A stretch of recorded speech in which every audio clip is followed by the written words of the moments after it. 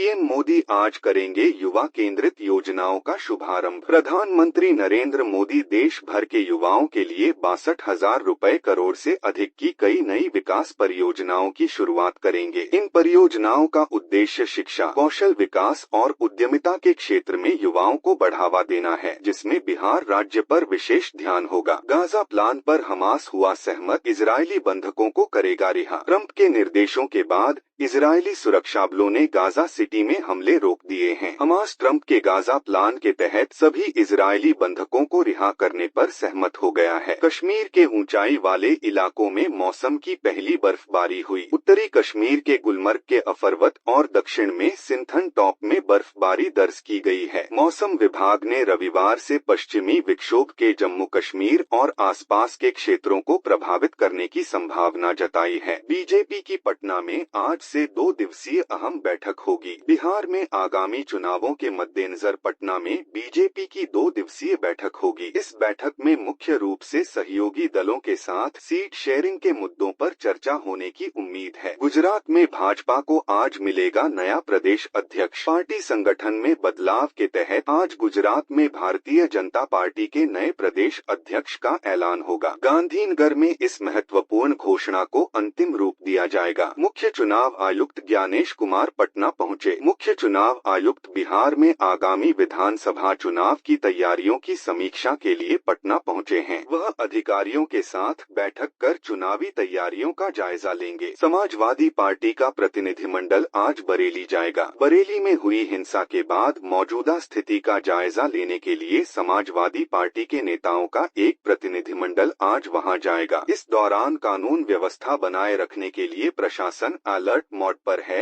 और भारी पुलिस बल तैनात किया गया है। अमेरिका में राष्ट्रीय ध्वज जलाने पर होगी 1 साल की जेल। राष्ट्रपति ट्रंप ने राष्ट्रीय ध्वज जलाने वालों के लिए 1 साल की जेल का प्रावधान करने का आदेश जारी किया है। इस नए आदेश से अमेरिका में विरोध प्रदर्शनों के तरीके पर असर पड़ सकता है। वैष्णो देवी यात्रा आज से 7 अक्टूबर तक स्थगित रहेगी। भारी बारिश की आशंका को देखते हुए श्री माता वैष्णो देवी श्राइन बोर्ड ने यात्रा को स्थगित करने का फैसला लिया है। श्रद्धालुओं की सुरक्षा को ध्यान में रखते हुए यह कदम उठाया गया है। यूएनएचआरसी में भारत ने पाकिस्तान को लताड़ा। भारत ने संयुक्त राष्ट्र मानवाधिकार परिषद अनहार्क में पाकिस्तान को मानवाधिकार उल्लंघन के लिए बदनाम देश कहा। भारत ने कहा कि जिस देश में खुद मानवाधिकारों का उल्लंघन होता हो उसे उपदेश नहीं देना चाहिए। अमेरिका में शटडाउन का गहराया असर। ट्रंप द्वारा फंडिंग रोकने के बाद अमेरिका में शटडाउन का असर गहरा गया है। खबरों के अनुसार फौजियों के परिवार खाना मांगने पर मजबूर हैं, जिससे स्थिति गंभीर हो रही है। बाल विवाह के मामले देश में 6 गुना बढ़े। एक रिपोर्ट के अनुसार देश में बाल विवाह के मामलों में 6 गुना वृद्धि दर्ज की गई है। असम में सबसे ज्यादा मामले सामने आए हैं, जहां शादी के लिए 16,000 से अधिक लड़कियों के अपहरण की घटनाएं भी रिपोर्ट हुई हैं। कनाडा के पीएम ने हमास के सत्ता छोड़ने के फैसले का स्वागत किया। कनाडा के प्रधानमंत्री ने हमास के सत्ता छोड़ने